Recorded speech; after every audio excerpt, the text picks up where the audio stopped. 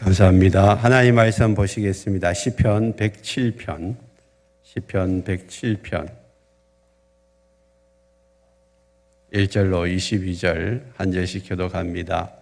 여호와께 감사하라. 그는 선하시며 그 인자하심이 영원함이로다. 여호와의 속량을 받은 자들은 이같이 말할지어다. 여호와께서 대적의 손에서 그들을 속량하사 동서남북 각 지방에서부터 모으셨도다. 그들이 광야 사막길에서 방황하며 거주할 성읍을 찾지 못하고 줄이고 목이 말라 그들의 영혼이 그들 안에서 피곤하였도다. 이에 그들이 근심 중에 여호와께 부르짖음에 그들의 고통에서 건지시고 또 바른 길로 인도하사 거주할 성읍에 이르게 하셨도다. 여호와의 인자하심과 인생에서 행하신 기적으로 말미암아 그를 찬송할지로다. 그가 사모하는 영혼에게 만족을 주시며 줄인 영혼에게 좋은 것으로 채워 주심이로다. 사람이 흑암과 사망의 그늘에 앉으며 공고와 쇠사슬에 매임은 하나님의 말씀을 거역하며 지존자의 뜻을 멸시함이라. 그러므로 그가 고통을 주어 그들의 마음을 겸손하게 하셨으니 그들이 엎드려져도 돕는 자가 없었도다. 이에 그들이 그 환난 중에 여호와께 부르짖음에 그들의 고통에서 구원하시되 흑암과 사망의 그늘에서 인도하여 내시고 그들의 얽어맨 줄을 끊으셨도다. 여호와의 인자하심과 인생에게 행하신 기적으로 말미암아 그를 찬송할지로다. 그가 논문을 깨뜨리시며 쇠빗장을 꺾으심이로다. 미련한 자들은 그들의 죄악의 길을 따르고 그들이 악을 범하기 때문에 고난을 받아 그들은 그들의 모든 음식물을 싫어하게 되어 사망의 문에 이르렀도다. 이에 그들이 그들의 고통 때문에 여호와께 부르짖음에 그가 그들의 고통에서 그들을 구원하시되 그가 그의 말씀을 보내어 그들을 고치시고 위험한 지경에서 건지시는 도다. 여호와의 인자하심과 인생에게 행하신 기적으로 말미암아 그를 찬송할지로다. 감사제를 드리며 노래하여 그가 행하신 일을 선포할지로다. 아멘. 오늘 이 말씀을 가지고 하나님께 감사의 제사를 드리자, 하나님께 감사의 제사를 드리자라는 제목으로 함께 말씀을 나누겠습니다. 한번 외쳐볼까요? 기도하면 하나님을 같이 할까요? 기도하면 됩니다. 하나님이 하십니다. 하나님을 믿습니다. 아멘. 오늘 주일은 추수감사주일 전주입니다. 그래서 우리가 하나님께 어떻게 감사를 드려야 되고 무엇을 감사드려야 되는지 이 부분을 우리가 한번 살펴보기를 원합니다. 우리 교회에서는 4번의 감사절기가 있습니다. 4월 달에 주로 부활절을 보내고 또 7월 첫 주에는 맥주 감사절을 지내고 또 11월 셋째 주일에는 추수감사절이 있습니다. 그리고 12월 25일에는 성탄절 이렇게 해서 4개의 절기가 있습니다. 그 중에 2개의 절기는 감사절입니다. 7월 첫 주에 맥주 감사절은 상반기를 마치고 하나님 베푸신 은혜에 대해서 우리가 감사하는 절기가 있고 그 다음에 11월 셋째 주일은 이제 추수절기를 맞이해서 한 해 동안 하나님 우리에게 베푸신 그 은혜, 그 놀라우신 사랑을 감사하는 절기가 추수감사절입니다. 그래서 오늘 이 본문에서도 여호와께 감사하라 그렇게 명령하고 있습니다. 여러분, 하나님께 감사 이렇게 말하는 것은 감사를 잘하면 이렇게 말할 필요가 없어요. 범사에 감사하라 이것도 마찬가지입니다. 모든 일에 우리가 감사를 잘하고 있으면 성경에서는 범사에 감사하라 이렇게 우리에게 명령할 필요가 없어요. 그런데 우리에게 이렇게 감사하라 하는 것은 우리가 감사를 너무 자주 까먹고 있는 것입니다. 하나님이 우리에게 많은 것을 베풀어 주셨음에도 불구하고 하나님 앞에 그 어려움과 힘든 그 문제들이 있을 때에 참 요청을 했다가 하나님이 진작 그 은혜를 베풀고 나면 잊어버리는 거예요. 감사가 없는 것입니다. 여러분, 우리의 삶에 있어서 이 감사는 우리를 윤택케 하고 이 감사하는 자는 행복해지는 거예요. 행복하게 사는 사람들이 대부분은 감사를 잘해요. 그런데 삶에 불행이 찾아오고 또 힘든 삶을 사는 사람들은요, 감사보다는 원망과 불평을 늘어놓고 있습니다. 그래서 우리 인생에 있어서도 여러분 실패하는 사람과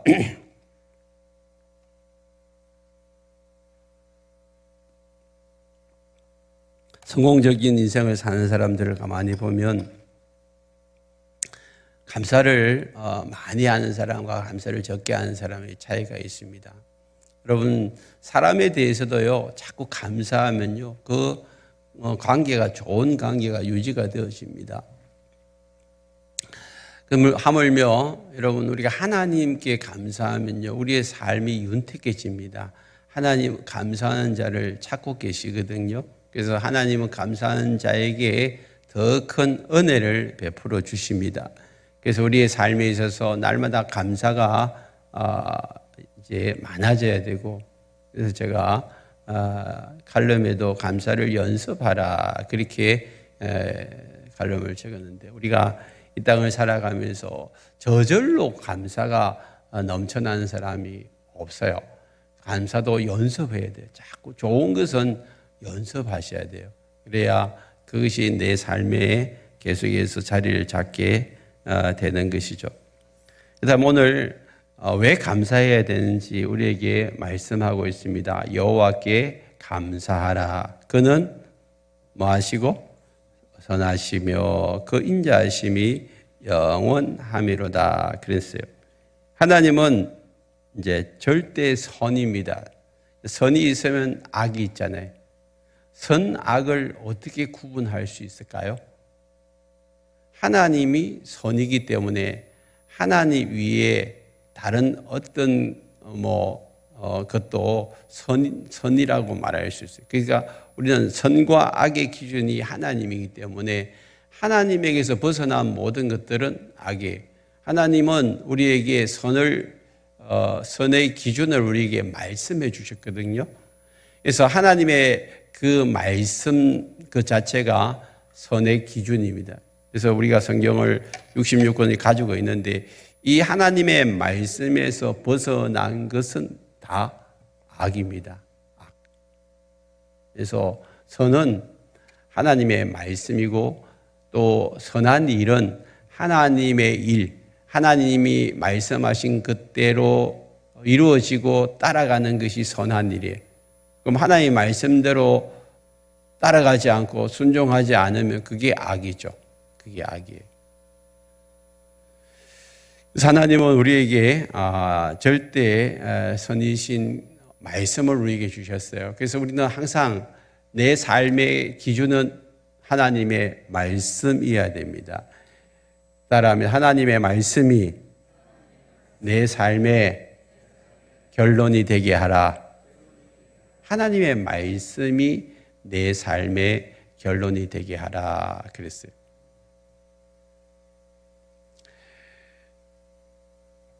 미국에서 장조론이냐 진화론이냐 그런 이제 문제를 놓고 법적 이제 토론을 하게 되고 결론은 장조론은 틀렸고 진화론이 맞다. 그걸 이제 결론으로 이렇게 판사가 판정을 했어요. 그게 이제 유튜브에 떠가지고 계속해서 기독교의 장조론은 잘못된 것이고 미신적인 것이다. 그렇게 이야기를 하니까 사람들이 거기다가 뭘 됩니까? 아직도 이런 미신적인 것을 믿고 있는 기독교인들이 안타깝다. 그렇게 이야기를 하고 있는 것을 보게 되죠. 여러분, 정말 우리가 하나님의 말씀을 던져버리면 세상적인 것이 기준이 되어버리는 거예요. 세상적인 것이죠. 여러분, 아무리 논리적으로 아무리 이렇게 갖다 붙여도 여러분 단순하게 한번 생각해 보십시오. 단순하게 하나님은 사람을 창조하셨습니다. 그 사람이 지금까지 이렇게 생존해 오고 있습니다. 이렇게 성경은 말하고 있는데 진화론은 뭐예요? 짐승이 사람이 됐습니다. 수십억 년 지나고 나서 짐승이 사람이 됐습니다. 여러분, 그게 과학적인 거예요. 사람이 누가 만들어져 가지고 사람이 되는, 그게 과학적인 거예요. 그 말도 안 되는 걸 가지고 자꾸 과학이라는 것을 덧붙여 가지고 이상하게 막 논리를 패는데요. 우리는 단순하셔야 돼요. 여러분, 우리가 계속해서 사람이 사람을 낳지 짐승이 사람을 낳지 않습니다. 환경이 바뀐다고 해서 사람이 짐승이 되는 게 아니고 짐승이 사람 되는 게 아니라니까요. 이렇게 단순하고 명확한 원리가 있음에도 불구하고 그걸 자꾸 곡해하는 거예요. 자꾸 지금 우리나라가 이상한 방향으로 흘러가고 있어요. 몇몇 선진국에서 남자와 여자 사이에 또 중성이라는 것이 있다. 그래서 이게 어디서 시작되는 거예요? 진화론에서 시작되는 거 아니에요? 사람이 남자로도 진화되고 여자로도 진화되고 중성으로도 진화되고 그래서 남자도 여자도 성별 구분 없다 이렇게 이야기하는, 이게 성경의 원리에서 얼마나 벗어난 이야기입니까? 그래서 하나님은 절대선입니다. 그래서 우리는 하나님의 절대선의 이 기준을 양보하지 말아야 돼요. 그리고 하나님은 선하시기 때문에 모든 것이 합력하여 선이라는 가장 좋은 거예요. 가장 좋은 거예요. 하나님 우리를 가장 좋은 길로 인도하신 줄 믿습니다. 하나님을 따라가다가 실패한 적 없어요. 하나님을 열심히 믿고 섬기고 한평생 그렇게 살아간 사람이 마지막에는 내가 잘못 살았다 그렇게 고백한 사람은 없다니까. 너무 좋다는 거예요. 너무 행복하다는 거예요.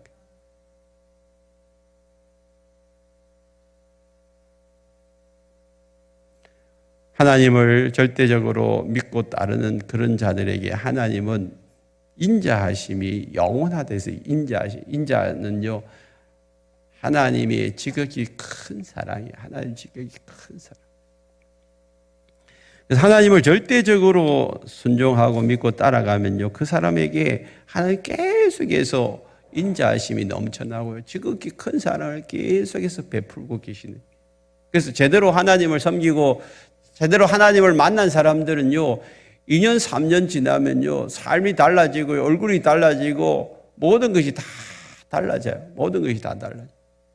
저는 우리 교회에서 목회를 하면서 그걸 너무나도 경험을 해요. 너무나도. 지금 제가 학신의 삶을 이제 목자들 부부로 이렇게 한 팀씩 7주간을 공부를 하고 있습니다. 주일반도 있고 토요일반도 있어요. 토요일 아침에 일찍 이렇게 나와서 저랑 2시간을 공부하는 부부 어제도 했는데 그 부분들하고 이렇게 2시간을 하면 언제 시간이 간 줄도 모르고 2시간이 아니에요. 2시간 반이 흘러가 버리는 거예요. 우리가 일어나서 시간이 언제 이리 갔지? 할 정도로 서로 할 말이 너무 많아요. 하나님이 우리에게 베풀어 주시는 그 간정들이 넘쳐나는 거예요. 넘쳐나는 거예요. 그 시간이 금방 지나가 버려요. 2시간, 2시간 반이 쉬는 시간도 없이. 하나님의 그 인자하심, 하나님의 그 사랑이 그 가정에 임하니까 하나님이 막 이렇게 바꾸시고 변화시키는 것들이 그냥 보이는 거예요. 이게 믿는 사람들이에요. 이게 예수 믿는 사람들. 2절에 보니까 여호와의 속량을 받은 자들은 이같이 말할지어다. 여호와께서 대적의 손에서 그들을 속량하사 동서남북 각 지방에서부터 모으셨도다. 여호와께 속량을 받은, 이 속량이라는 것이 무슨 말입니까? 국어사전 보면 예수님이 십자가에 못 박힘으로써 인류의 죄를 대신 씻어 구원한 일, 이걸 속량이라고 국어사전에서 딱 풀이를 해놨어요. 이 속량이라는 이 단어가 기독교적인 용어에 다른 종교에서 속량이라는 단어를 쓸 수도 없고 쓰지도 않습니다. 예수님이 십자가에 못 박힘으로써 인류의 죄를 대신 씻어 구원한 일, 그렇게 못 받고 있어요. 그게 1번이에요. 근데 실제적으로 이 단어는, 속량이라는 단어는 예수님이 소개되기 전에는 몸값을 받고 노비의 신분을 풀어주어서 양민이 되게 하는 일, 이걸 속량이래요. 그러니까 돈이 없어가지고 빚이 져가지고 노비가 되잖아요. 노예가 되잖아요. 근데 다시 돈을 갚으면 이제 다시 노예의 신분에서 벗어나고 일반 평민으로 돌아오는, 그걸 속량이라고 해요. 우리가 죄와 사망의 근세에 묶여가지고 죄의 종노릇하고 죄의 노예가 되어졌는데 결국은 뭐예요? 사망이잖아요. 생명이 아니고 죽음이에요. 영원한 영벌이고 지옥이에요. 그런 상태에 있을 때에 예수님이 자신을 십자가에서 희생제물로 드리심으로 우리의 죄를 다 속량해 줘요. 값으로 사주시고 예수님이 모든 죄를 없애버린 거예요. 그래서 우리가 뭐예요? 구원을 받은 거예요. 아멘. 그 은혜로 우리가 구원을 받은, 그 은혜로 그걸 속량받은.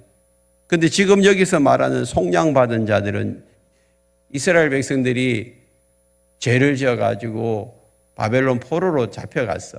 70년 동안 포로 생활을 하다가 이제 하나님이 때가 되어가지고 바벨론 포로에서 다시 이제 돌아와서 자유인의 신분으로 이스라엘 백성들을 풀어주는, 그걸 속량이라고 해요. 속량. 그걸 배경으로 지금 이렇게 시편을 적고 있습니다. 그래서 이제 사방으로 흩어져 있던 이스라엘 백성들을 다 이스라엘로 모으고 있는 거예요. 모으고 있는 거예요. 여러분, 지금은 어떻습니까? 죄의 종노릇하고 죄에 매여 있고 죄의 자녀로 살던 사람들을 예수님의 피로 구속해 주시고 다시 속량해 주셔가지고 이제는 어디로 모으고 있습니까? 교회로 모으고 있어요. 교회로. 여러분, 교회는요, 주님이 오실 때까지 없어지지 않습니다. 아무리 마귀가 교회를 없애려고 애를 써도요, 여러분, 예수 이름으로 모이는 사람들은요, 주님 오실 때까지 없어지지 않습니다. 물론 지역교회에서 사람들이 흩어질 수는 있어요. 그러나 예수 복음이 전거되어진 곳에서 여러분, 그 복음의 씨앗이요, 계속해서 남아있다니까. 저 북한 땅이 지금 70년 동안 여러분, 복음이 지금 마음껏 펼쳐지지 못하고, 저 북한에 3만이 저 갑자기 기억이, 그 교회들이 다 허물어져 버리고 그 다음에 거기다가 김일성, 김정은 동상 세워놨잖아요. 그래가지고 교회를 완전히 없애버리려고 했는데 지금 탈북민들이 나와가지고 간증하기를 아직도 그곳에 숨어가지고 예배 드리는 기독교인들이 있다는 거예요. 놀랍지 않습니까? 그들은요, 우리처럼 주야 큰 소리 외쳐서 기도하면 다 잡혀가. 그리고 바로 사형이에요, 사형. 제일 싫어하는 것이 기독교인들이고 제일 싫어하는 게 성경 말씀이에요. 그래서 예수 믿다가 잡히면 무조건 사형이라. 왜? 하나님의 말씀이 이념을 다 깨뜨려 버리거든. 다른 거 깨뜨릴 수가 없어요. 그래서 탈북한 어느 자매가 그렇게 이야기하더라고요. 진짜 남과 북이 통일될 수 있는 길은 이념으로 되는 게 아니래요. 오직 예수 안에서 복음으로 통일되는 거예요. 아멘. 예수 믿으면요, 예수 때문에 다 사상이 깨어지는 거지, 예수 말고 뭐 다른 사상으로 뭐 자유주의 이념 가지고 여러분 공산주의 이념을 깨뜨리는 것이 아니고, 그 안에 복음이 들어가고 예수가 들어가면 모든 사상과 이념은 다 깨어집니다. 그래서 여러분, 우리가 전 사방에서 이렇게 이제 예수 믿는 사람들이 모아가서 이제 교회가 세워지는 거예요, 교회. 그래서 이 교회는 없어지지 않습니다. 그래서 교회 안에 들어와서 우리가 이제 하나님을 찬송하고 예배하는데 가장 중요한 것이 나를 구원해 주신 그 은혜에 대해서 늘 교회에서는 감사가 흘러 넘쳐야 될 줄 믿습니다.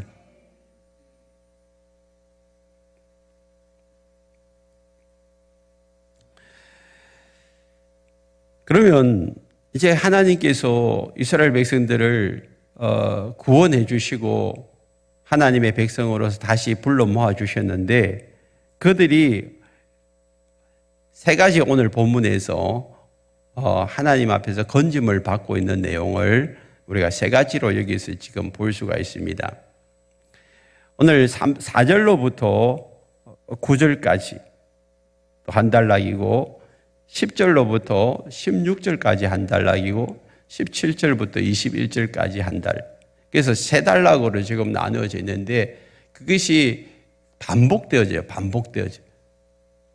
반복되어지는 그 내용이 지금 여기 8절을 보십시오. 8절 한번 읽어볼까요? 시작.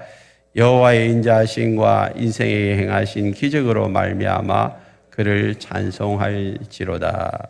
여기 세 번역으로 이렇게 기록하고 있습니다. 주님의 인자하심을 감사하여라. 사람들에게 베푸신 주님의 놀라운 구원을 감사하여라. 그래서 찬송한다는 말을 여러분 감사한다는 말로 이렇게 번역을 해놓고 있습니다. 뭘 감사해야 되냐면 주님의 지극히 큰 사랑을 감사하라. 또 한 가지는 사람들에게 베푸신 주님의 놀라운 주님의 구원을 감사하라. 그렇게 고백을 하고 있습니다. 인생에 행하신 그 기적이라는 것이 하나님 나의 삶 속에서 이루신 그 놀라운 일들이에요. 그게 기적이에요. 하나님이 하시면 기적이에요. 다 기적이에요. 사람이 할 수 없는 것, 사람이 할 수 없는 내 힘으로 내 능력으로 할 수 없는 그 모든 것들을 하나님이 하실 것이라고 믿고 나아가며 하나님이 내 삶의 그런 기적들을 나타내 보여주실 줄 믿습니다. 15절 말씀에도 똑같이 이야기하고 있습니다. 같이 읽어볼까요?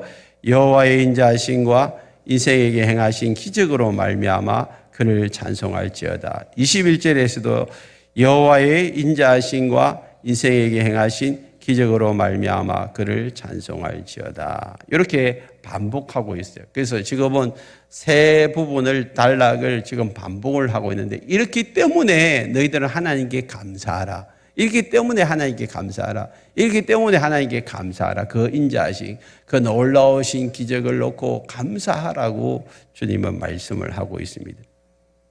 그러면 지금 첫 번째는 뭐예요? 어떤 사람들을 지금 건져주시느냐. 6절을 보세요.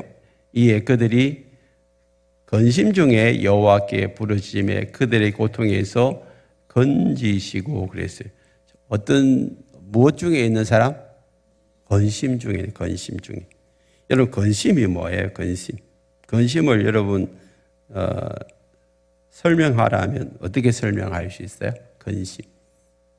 근심은 국어사전에 보면 해결되지 않는 일 때문에 속을 태우거나 우울해하는 것이 근심이에요. 뭐 때문에? 해결되지 않은 문제, 내 속에 지금 해결되지 않은 문제 때문에 속을 태우고 우울해하는 것을 근심이라 해요. 그럼 여러분들에게는 근심이 있어요, 없어요? 다 해결되셨나요? 여러분 삶에 지금 해결되지 못하고 우울해하는 거, 마음을 속을 태우는 것이 여러분 있잖아요. 속을 태우는 거. 걱정은 뭔 줄 아세요? 안심이 안 돼가지고 속을 태우는. 그러니까 속을 태운다는 게 여러분 근심도 속을 태우는 것이고 걱정도 속을 태우는. 속이 타면 어떻게 해요? 속이 뭐라고 하죠? 속이 시커멓다 그러잖아요. 내 속을 태운다고. 엊그제 목장을 방문했는데 할아버지가 자기 손녀 이렇게 종이에다가 뭘 싼 걸 내한테 가져갔어요.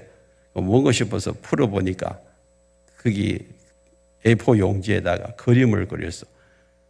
할머니 앞에 무릎 꿇고 잘못했다고 할머니 몽둥이 가지고 막 야단치고 있고 그런데 그보다 더 중요한 건 그 안에 돌이 이만큼 한 개 나왔어요.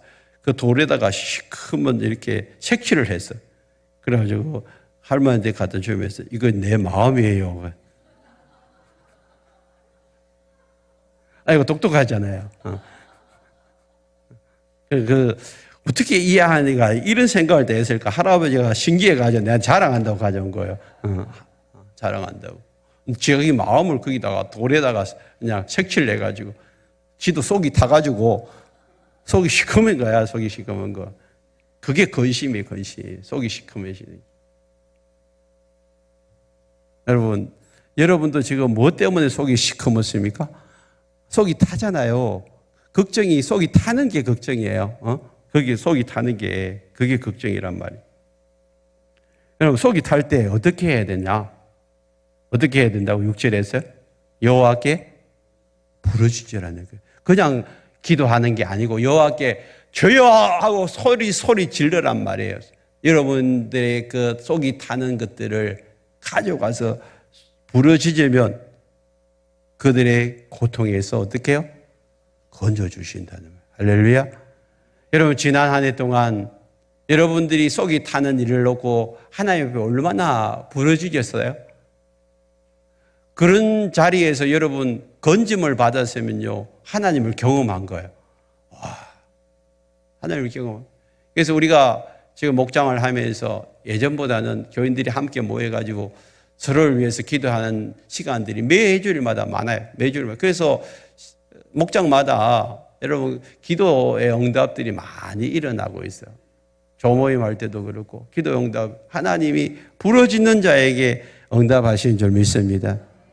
그런데 지금 뭐 때문에 근심하냐 하면 4절 5절에 보니까 그들이 광야 사막길에서 방황하며 거주할 성읍을 찾지 못하고 줄이고 목이 말라 그들의 영혼이 그들 안에서 피곤하였다. 그냥 길을 이렇게 헤매고 있는 거예요. 그리고 먹고 마실 게 없어가지고 지금 이렇게 당장 의식주가 해결되지 않고 먹고 자고 입고 하는 이게 지금 해결이 안 되니까 얼마나 지금 근심이 가득하고 속이 타겠어요. 지금 우리나라는 전 세계에서 10위권 안으로 이제 들어왔어요. 여러분, 우리가 일본보다 잘 살 날이 올 줄 꿈에도 여러분 생각했어요. 여러분, 저도 어릴 때 일본은 저 하늘, 우리는 땅이었어요. 어떻게 일본을 이렇게 따라잡을 수 있냐? 상상도 못한 일이었죠. 그런데 드디어 여러분, 개인 1인당 GDP라 합니까? 그게 일본을 넘어했어요. 우리나라는 뭐 3만 6천인가 되고 일본은 3만 2천밖에 안 돼요. 이런 날이 어떻게 올 줄 알았어요? 우리의 힘으로 됐어요? 하나님이 우리를 복 주셔서 이렇게 잘 살게 한 줄 믿습니다. 사람들은 그런데 자기가 잘 사는 줄, 자기 노력, 우리 노력으로, 우리의 힘으로 된 것이라고 착각을 하고 있어요. 착각. 우리가 저 어릴 때만 하더라도 여러분 의식주가 해결이 잘 안 됐잖아요. 또 뭘 먹을까, 뭘 입을까, 이거 어머니들이 걱정하는 거예요. 돌아서면 또 뭘 자식들에게 해 먹여야 되지, 어떻게 또 자식을 먹여야 되지, 이것 때문에 고민하는 시절이 불과 한 세대 전이라니까요.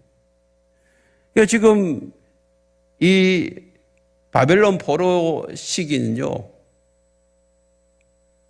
지금으로부터 3,000년, 한 2,500년 전에 그런 일이에요. 그러니까 그 시대는 어떻게 할까요? 더 힘들죠. 더 힘들어. 그런 시대에 지금 날마다 근심 걱정에 쌓여 있는 이들에게 하나님은 어떻게 하셨다고? 부르짖으라는 거예요. 부르짖으니까 7절의 말씀 보니까 바른 길로 인도하여 거주할 성읍에 이르고 의식주가 해결되게 해주신다.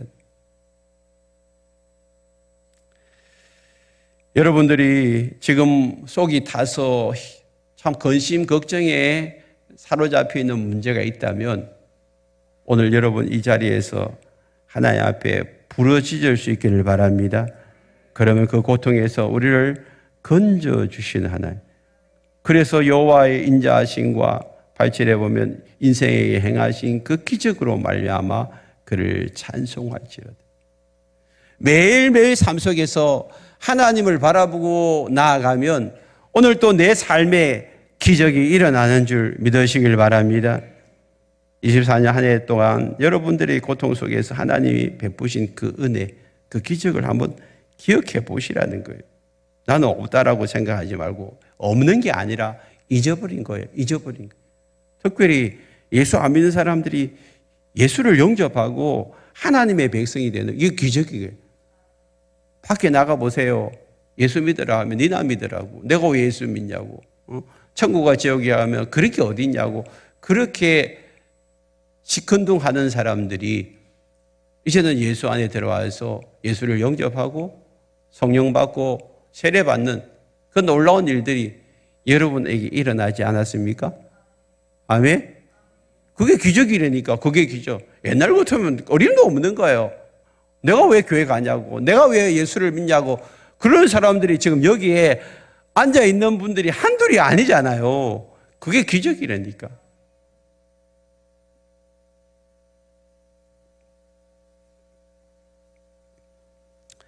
구절 말씀 보십시다. 그가 사모하는 영혼에게 뭘 주시고 줄인 영혼에게 뭘 주신다고요? 좋은 것을. 우리 하나님은 그런 하나님인 줄 믿습니다.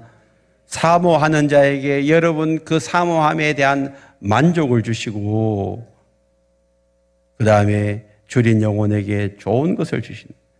세 번역에서는 이렇게 번역하고 있습니다. 주님께서는 목마른 사람에게 물을 실컷 마시게 해주시고 배고픈 사람에게 좋은 음식을 마음껏 먹게 해주셨다 그랬어요. 얼마나 좋아요.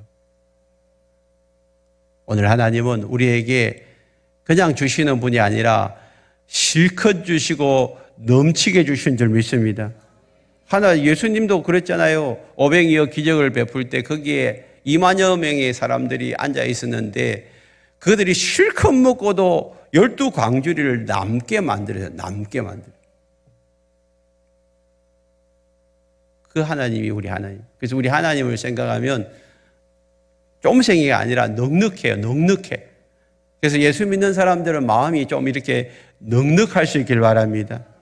상황과 환경 속에서 좀 이렇게 베풀어주고 넉넉해주길.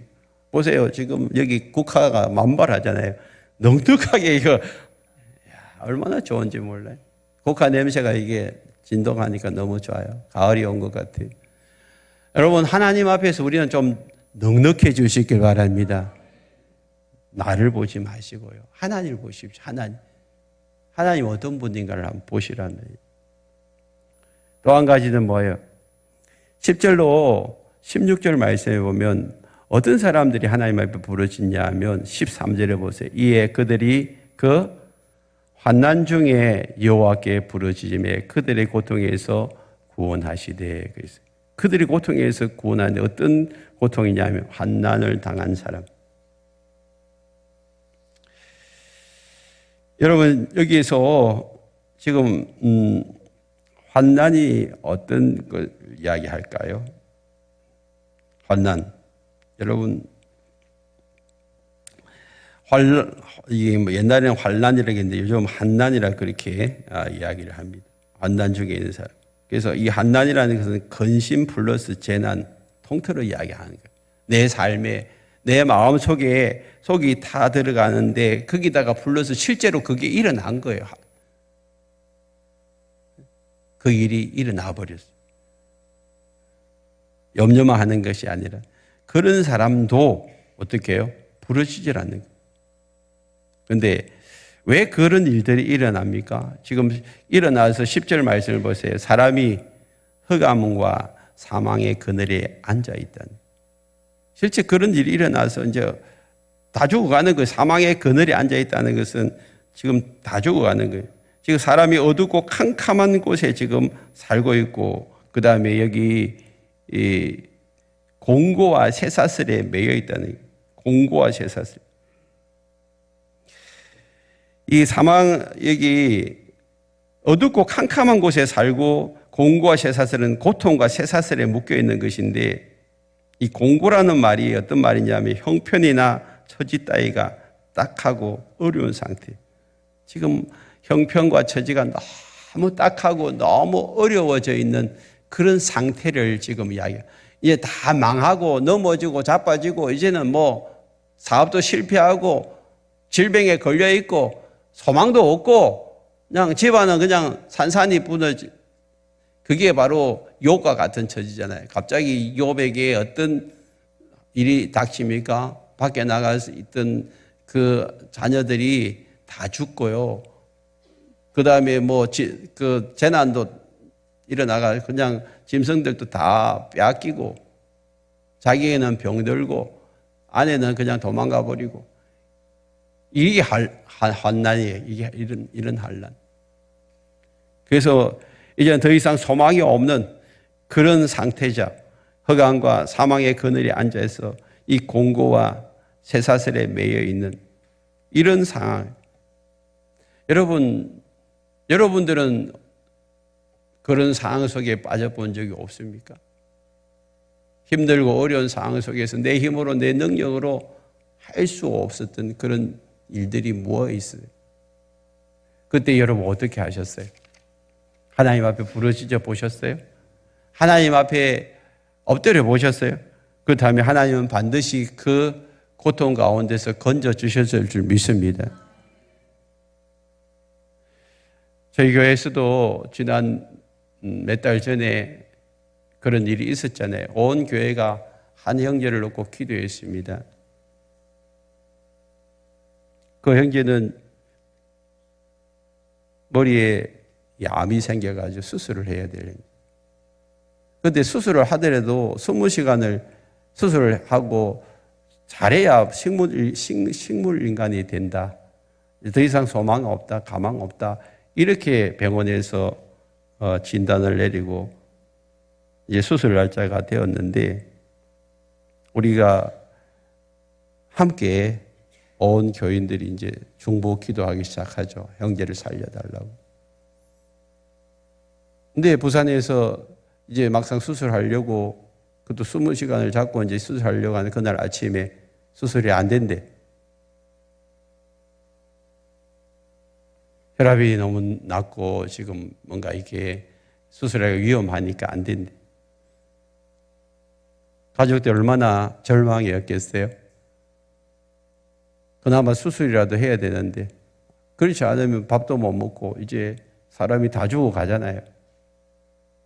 이런 상황 속에서 우리가 함께 중보 기도할 때 하나님께서는 역전을 일으켜 주셨는데 수술을 안 된다고 한 그 병원에서 서울로 연결시켜가지고 서울에 올라가서 20시간이 아니라 한 3시간 정도 수술을 하고 그 다음에 수술한 다음에 중환자실에도 거의 뭐 하루 이틀도 안 있었죠.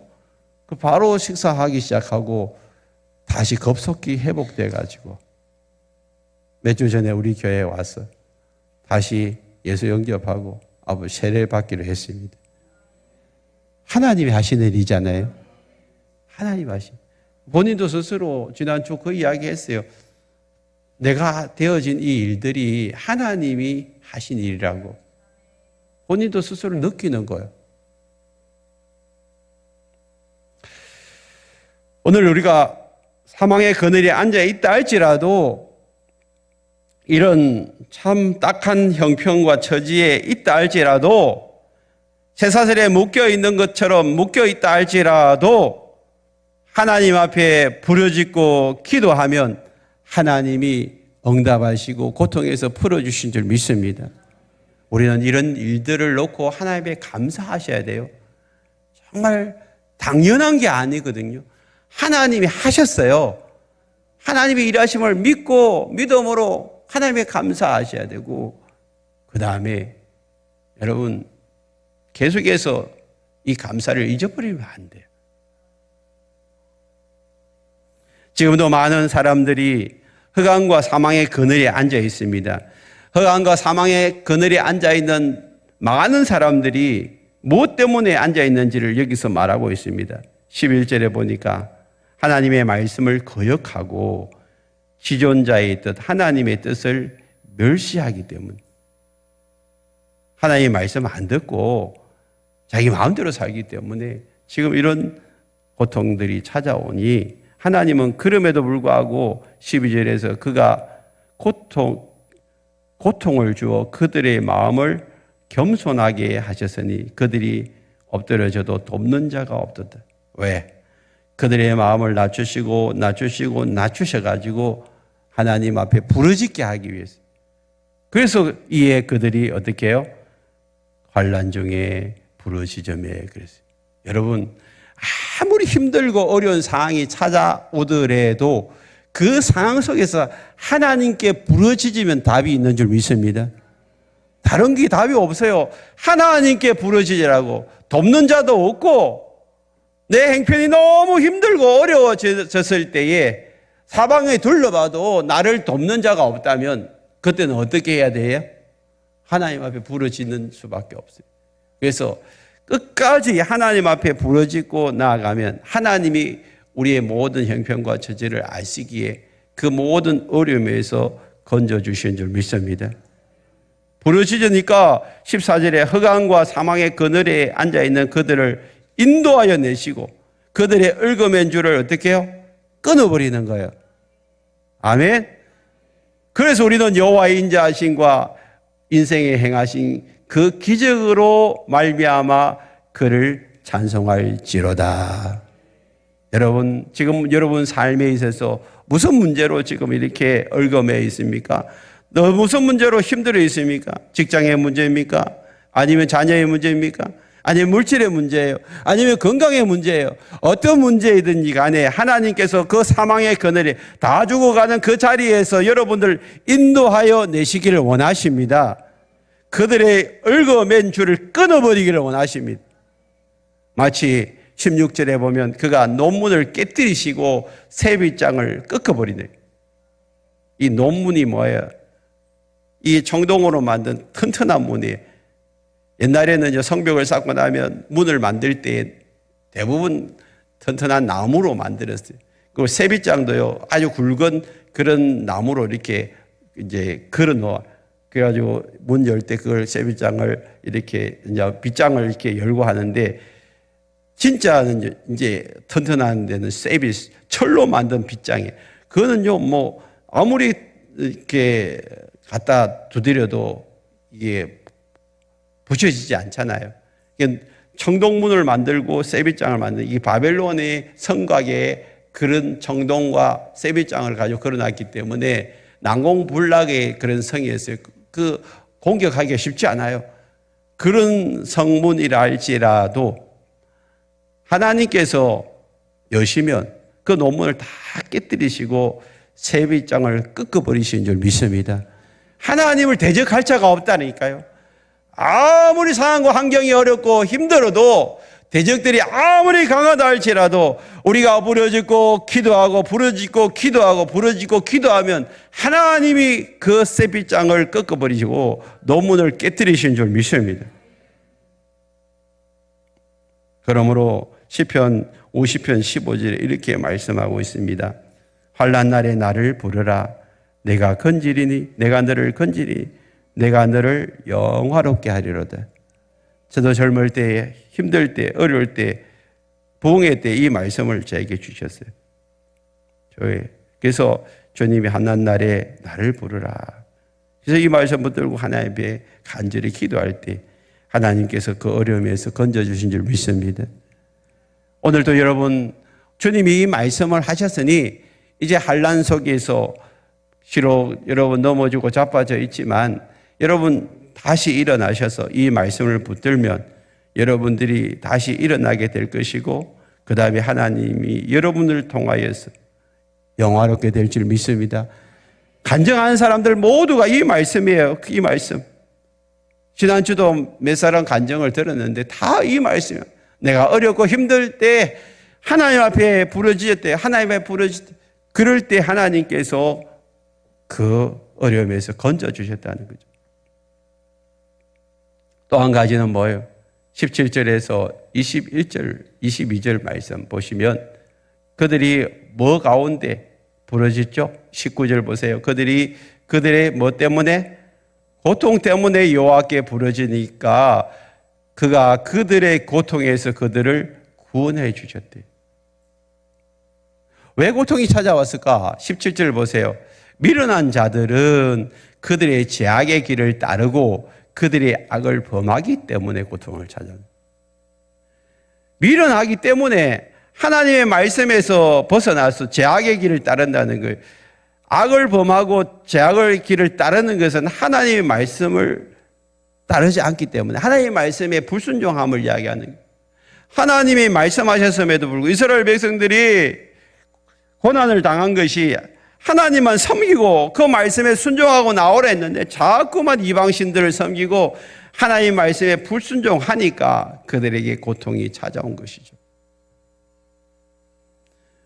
어디까지 갔냐 하면 18절에 보니 그들이 모든 음식물을 싫어하게 되어 이 음식물을 싫어하게 된다는 것은 입맛이 없어서 그래요. 밥맛이 없어서. 아까 그 형제도 내가 이렇게 압박을 받고 나니까 다 음식이 써. 밥을 못 먹는 거예요. 밥을 못 먹으니까 이게 버텨내지를 못하는 거잖아요. 사람들이요, 왜 죽냐면 못 먹어서 죽는 거예요. 못 먹어서. 그래서 닌게를 꽂아가지고 겨우겨우 이제 살려고 하고 죽을 집어넣고 그러잖아요. 사람 못 먹으면 죽는다니까. 입맛을 잃어버리면 죽는다니까. 입맛을 잃어버렸어요. 그래서 사망의 문에 이르렀다만 이제 거의 죽을 지경이라는 말이죠. 이런 고통이 찾아왔을 때에 어떻게 해야 된다고요? 여호와께 부르짖었어요. 여호와께 부르짖으니까 그들의 고통에서 어떻게 해요? 구원해 주신 거예요. 언제까지 부르짖어야 됩니까? 목사님 언제까지? 그럴 때에 20절 보세요. 그가 그의 말씀을 보내어 그들을 고치시고 그랬어요. 언제까지 부르짖어야 돼요? 나에게 말씀이 올 때까지. 기도를 언제까지 해야 됩니까? 나에게 하나님이 응답하실 때까지. 그 응답이 어떻게 해요? 말씀으로 찾아온다니까. 하나님이 여러분들에게 말씀하실 때까지. 그래서 내가 기도할 때 5분도 못하고 10분도 기도 못합니다. 그러면 여러분들이 기도하고 난 다음에 성경책을 읽으세요. 성경책을. 한 장 읽고 또 기도하고 한 장 읽고 기도하면 왜 1시간 못해요? 계속해서 말씀을 읽는 가운데 하나님이 응답하세요. 네? 그러니까 말씀을 읽기가 힘들면 쓰세요. 우리에도 지금 연세 드신 분들이 필사를 많이 하시는데 잘하고 계세요. 필사하다가 하나님의 기적이 일어납니다. 필사하다가 암이 떨어져 나가고요. 필사하다가 질병을 고친 사람들이 있다니까. 믿는 사람은 아멘 하세요. 믿는 사람에게 하나님의 역사가 일어납니다. 하나님이 말씀하실 때까지 기도하는 거예요. 그러면 말씀하시고 나면 위험한 지경에서 어떻게 해요? 건져주시고 그것 때문에 여호와의 인자하심과 인생에 행하신 그 기적으로 말미암아 어떻게 해요? 그를 찬송하라. 하나님의 인자하심을 감사하고 그들의 주님의 놀라우신 구원을 감사하라는 것입니다. 주님 우리에게 말씀하십니다. 시편 50편 22절에서 23절 보면 하나님을 잃어버린 너희여 이제는 하나님을 생각하라. 이를 생각하라. 그렇지 아니하면 내가 너희를 찢으리니 건질 자가 없으리라. 하나님을 잊어버리지 말고 생각하라. 생각하는 자들은 어떻게 해야 되냐면 23절에 보니 감사로 제사를 드리라는 감사로 제사를 드리는 자가 나를 영화롭게 하나니 그의 행위를 옳게 하는 자에게 내가 하나님의 구원을 보이리라. 구원을 보여. 그럼 지금 이 사람은 구원을 받지 못한 상황인데 구원을 받기 위해서 해야 할 일은 뭐예요? 감사하라는 거예요. 그럼 하나님이 나에게 베푸신 은혜로 인하여서도 감사하고 베푸실 은혜를 인하여서도 감사하셔야 돼요. 여전히 내 안에 근심이 있고 염려가 있다면 하나님께 먼저 감사하시길 바랍니다. 이미 하나님이 나에게 이루신 그 일들을 인하여 또 행하신 그 일들로 인하여 감사하셔야 돼요. 신약 성경에 보면 예수님이 예루살렘에 가시다가 이 한센씨 문둥병 환자들 10명 만났어요. 그들이 고쳐달라고 하니까 그 자리에서 바로 고쳤어. 10명 다 고쳐가지고 집으로 가다가 한 명이 돌아와. 그리고 예수님 앞에 엎드려가지고 감사를 해요. 하나님, 예수님 너무 감사하다고. 그때 예수님이 뭐라고 하죠? 누가복음 17장 17절에 보면 예수님이 대답하여 이르시되 10사람이 다 깨끗함을 받지 않았느냐? 그 9은 어디 있냐? 하나님, 예수님도 질병을 고치고 난 다음에 감사하기를 원하는데 왜 네 하나밖에 없냐는 게. 고치지 달라고 그렇게 애걸복걸 하다가 고쳐주니까 다 어디 갔냐는 거예요. 그래서 여러분, 치유사에 가는 교회들이 부흥하는 교회 없어요. 저희 동기 목사님이 여러분 얼마나 많은 치유를 하는지 몰라요. 근데 병 고치고 난 다음에 다 어디로 사라진대. 예수 안 믿고 그냥 2달씩 되려면 다 떠나가 버린. 여러분, 사람들이 이렇게 완악해요. 우리가 하나님 행하신 그 일들을 만절히 바라보다가도 기도하고 응답받고 나면요, 그냥 까마득하게 다른 사람들도 다 그러는데 이런 식이에요. 그렇게 하면 안 된다니. 하나님이 베푸신 그 은혜를 평생에 잊지 말고 감사하는 자가 되기를 바랍니다.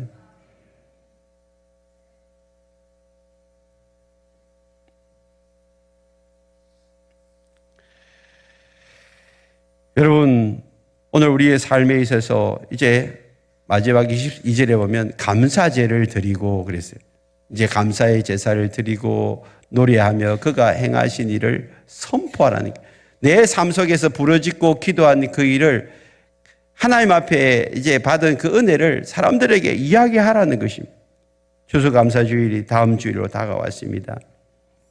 우리가 이 추수감사주일을 통하여서 하나님이 나에게 베풀어 주신 은혜가 뭔지를 자꾸 기억해내세요. 이번 주간에는 여러분들이 매일마다 5개씩 하나님께 감사하는 감사 제목을 한번 기록해 보십시오. 그 다음 주에 오실 때 한 30개를 한번 기억하십시오.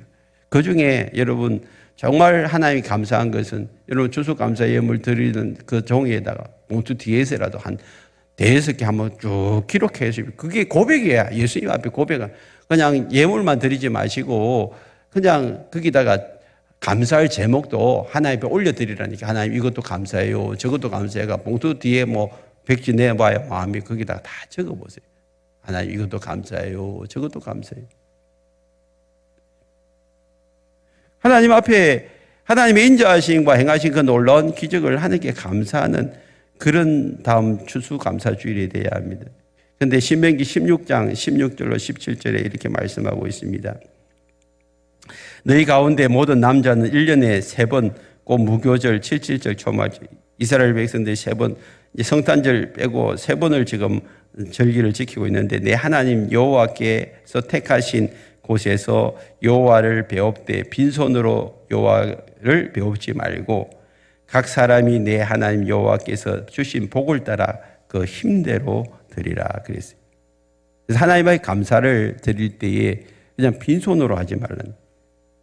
형편에 맞게 헌금하십시오. 여러분 절기 때 이스라엘 백성들이 제사 드리러 오면요, 좀 부유한 사람들은 소를 하나님 앞에 드려요. 그 다음에 중산층은 양을 드려요. 그리고 가난한 사람들은 빈손으로 오는 게 아니고 드릴 게 없다 그런 게 아니고 비둘기라도 드려요. 비둘기라도. 그래서 자기 시대 형편에 따라서 최선을 다하여서 절기 예물을 드리라고 하는 것입니다. 그래서 하나님이 기뻐하시는 그 절기가 되도록 여러분들이나 저나 하나님 앞에 최선을 다해서 하나님 앞에 드리고 형편에 따라서 여러분들이 드리되 정말 하나님의 감사함으로 드리죠. 감사함. 그래서 우리 모두가 이번 추수감사절기를 하나님을 기쁘시게 하는 그런 추수감사절기가 되기를 바랍니다. 기도하십시다.